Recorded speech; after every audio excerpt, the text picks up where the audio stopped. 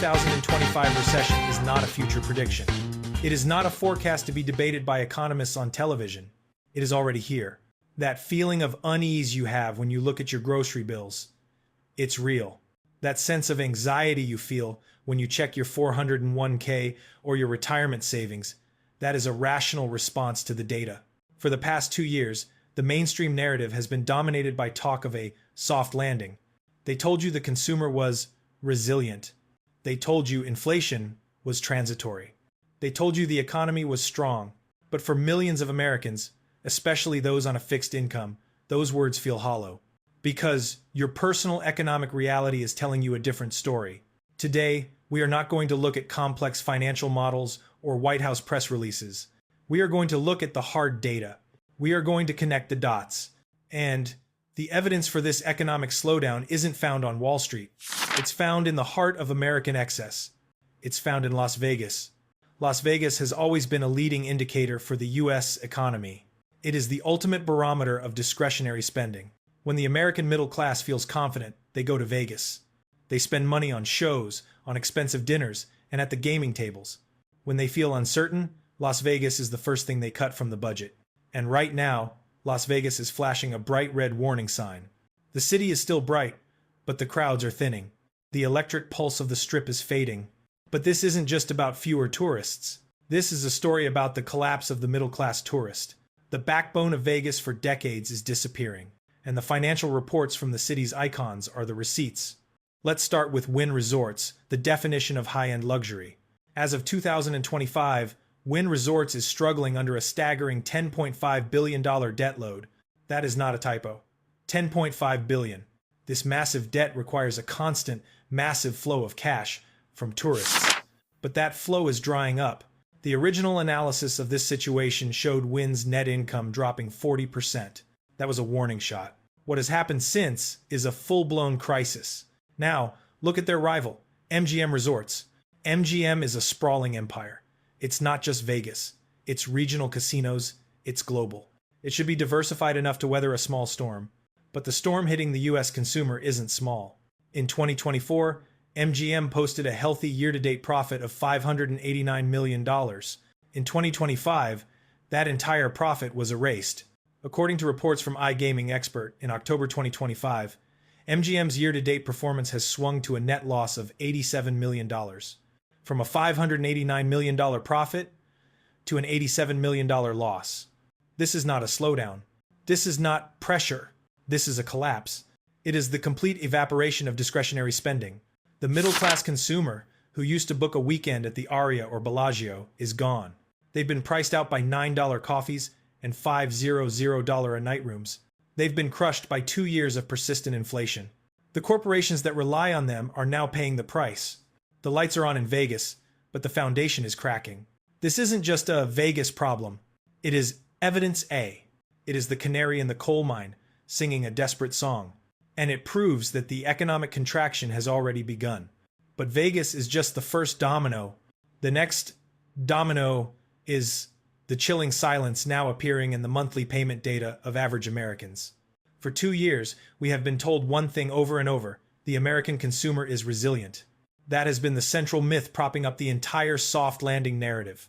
This resilience was supposedly fueled by pandemic-era savings. But those savings are gone. They were spent long ago, eaten alive by inflation. So, how is the consumer staying resilient? The truth is, they aren't. They are surviving. And they are surviving on debt. We are witnessing a financial illusion. The myth is resilience. The truth is debt. According to data from the Federal Reserve and reports from Payments Journal, total U.S. credit card debt has exploded. It has surpassed a staggering $1.21 trillion. Let me repeat that. 1.21 trillion. This isn't just high, it's a record. It's a mountain of high-interest debt that Americans are using to buy essential items.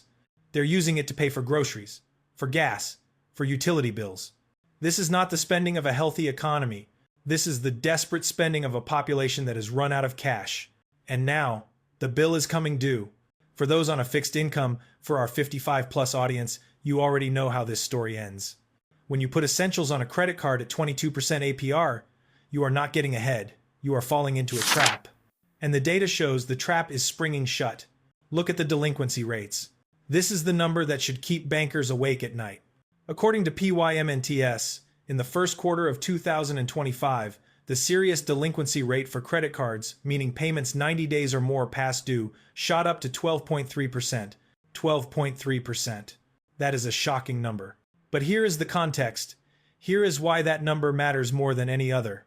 That is the highest level of credit card delinquency since the first quarter of 2011. Think about that. We are now seeing more Americans unable to pay their credit card bills than at any point in the last 14 years.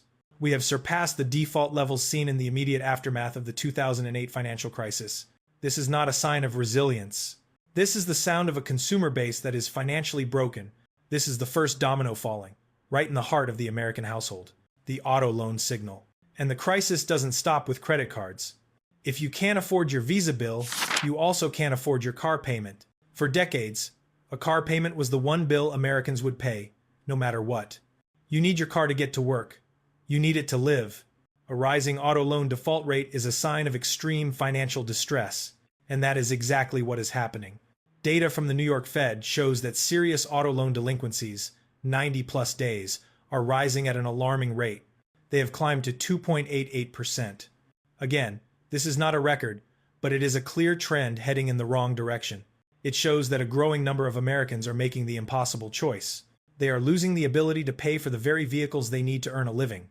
This confirms the story the credit card data is telling us. The average American is tapped out. There is no more excess savings. There is no more resilience. There is only a mountain of debt that is now becoming impossible to service. The student loan catastrophe. But if credit cards are a crisis and auto loans are a warning, then student loans are a full-blown catastrophe. This is the domino that the government tried to hold up for 3 years.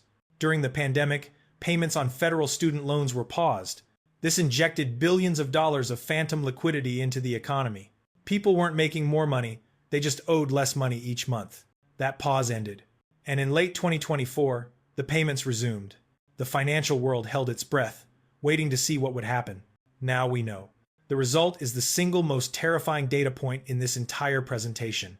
According to PYMNTS, in the fourth quarter of 2024, the serious delinquency rate on student loans was just 0.53%. That's half of 1%. It was artificially low because the payment pause had just ended. Then, in the first quarter of 2025, just 3 months later, that number exploded. It rocketed from 0.53% to 7.74%. Let me say that again. A jump from 0.5% to nearly 8% in a single quarter. This is an avalanche. This is a financial event of historic proportions. Millions of Americans, already crushed by inflation, were suddenly hit with hundreds of dollars in non-negotiable monthly payments. And they broke. They were pushed off the financial cliff all at the same time. This isn't a crack in the foundation. This is the foundation giving way. When you combine the credit card crisis, the auto loan defaults, and the student loan catastrophe, the picture is undeniable. The American consumer, the engine of 70% of the U.S. economy, is broken. So, this leads to a critical question. If the consumer is broken, why are the headline numbers for retail sales still going up? Why do the official reports from the U.S. Census Bureau keep telling us that spending is strong? This is the illusion. This is the myth we must now dismantle. The retail illusion. This is one of the most confusing parts of the current economic story. You feel poorer. Your neighbors are struggling. You see going out of business signs everywhere. And yet, you turn on the news and hear that retail sales are up. The U.S. Census Bureau, data from August 2025, for example, showed that total retail sales were up 5% from the previous year. How is this possible? There are two answers, and both of them are bad news. The first answer is inflation. That 5% number is a lie. Not an intentional lie, but a statistical one. It's not adjusted for inflation. If you have 4% inflation and your sales go up by 5%, your real growth is only 1%. You are not selling 5% more stuff. You are just charging 5% more for the same amount of stuff. Or, in many cases, you are charging 10% more for less stuff. This is the shadow inflation that everyone feels, but no one officially measures. So, the first reason sales are up is simply because prices are higher. But the second reason is the most important, and it confirms our entire thesis. The truth is hidden in how people are spending. A 2025 report on U.S. retail trends from Mintel laid this out perfectly. Yes, people are still spending, but they are in a state of economic caution. The report confirms that consumers are prioritizing essentials and cutting back on discretionary categories. This is the insight. People are not buying new televisions. They are not booking vacations to Vegas. They are spending their money on eggs, milk, and bread, and they are aggressively trading down. This is the key behavioral shift. They are no longer shopping at Target. They are shopping at Walmart. They are no longer shopping at Walmart. They are shopping at the dollar store. They are abandoning brand names like Tide or Heinz and switching to the generic store brand. This is a seismic shift in consumer behavior. It is a defensive posture. It is the action of a population that is preparing for a long, cold winter. So, when you see a headline that retail sales are up, you must remember this truth. It is an illusion. The total number is rising because of inflation and essentials. The health of the consumer, reflected in discretionary spending, is collapsing. And that is exactly what the data from Las Vegas told us. The retail illusion is the final confirmation of the consumer's collapse. But the story doesn't end there. If the consumer is not buying discretionary goods, what happens to the factories that make those goods? What happens to the ships, the trains, and the trucks that move those goods? The final domino, the one that is impossible to fake, is the physical economy. The real economy halts. You can play games with statistics. You can manipulate inflation data. You can spin retail sales numbers. But you cannot fake this. You cannot fake a 40,000-pound truck full of goods driving down the highway. You either move the goods or you don't. And right now, America is not moving its goods. The physical economy is grinding to a halt. For this, we look at one of the most reliable, non-debatable, and boring but critical data sets that exists, the Cass Freight Index. This index is not a sentiment poll. It is not a forecast. It is a direct measurement of the actual volume of goods being shipped across the United States. It measures the trucks, the trains, and the air cargo. When this index is high, factories are humming and consumers are buying. When this index falls, the economy is contracting. This index has been falling for 12 consecutive quarters. Let me absorb that. For 3 straight years, in every single quarter, the amount of stuff we are moving in America has been less than the year before. But the new data from October 2025, analyzing the third quarter, revealed the most shocking insight of all. The Cass Freight Index reading for Q3 2025 was the lowest third quarter reading since the financial crisis of 2009. We are shipping less freight. We are moving fewer goods than at any point since the absolute bottom of the last great financial collapse. This is not a slowdown. This is not a soft patch. This is a freight recession. This is the physical evidence that the slow motion contraction is real. This is what farmers and tradesmen and people in rural communities have been feeling for over a year. When the Cass Index collapses, it means factories are producing less. It means retailers are ordering less. It means the entire supply chain, from the Port of Los Angeles to the Walmart in your town, is shrinking. It is the undeniable physical proof, the thesis, and the flywheel. So, let's connect the dots. We have 3 sets of evidence. Evidence A, the canary. Las Vegas is collapsing.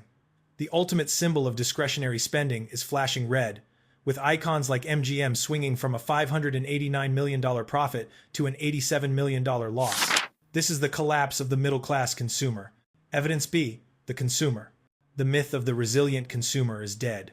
It has been replaced by the reality of the indebted consumer. Total credit card debt has surpassed $1.2 trillion, and the delinquency rate has hit 12.3%, the highest level since the 2008 crisis. Auto loans are defaulting, and student loan defaults have exploded by 1,300%, from 0.53 to 7.74 in a single quarter. The consumer is broken. Evidence C, the physical economy. The retail illusion is hiding the fact that people are only buying essentials. And the Cass Freight Index proves the physical economy has stopped moving. It is posting its worst numbers since the 2009 financial crisis. These are not 3 separate problems. This is a domino effect. The slow motion contraction is no longer a theory. The 2025 recession is not a risk. It is a reality. The data confirms that this economic contraction is already happening, right now. The question is no longer if a recession is coming. The question is, how deep will this contraction be? And what does it mean for your savings, your 401k, and your family's future? We've discussed the warning signs from luxury spending, consumer debt, and the freight industry. Which of these indicators are you seeing the most clearly in your own community? And what are the local stories that the data might be missing? Let us know in the comments below. Now that we've seen how the consumer collapse and freight crisis are confirming the slowdown, you need to understand the next domino that bankers are terrified of, the corporate debt bubble. Click the video on your screen now to learn about the $10.5 trillion time bomb that could make this slowdown look small.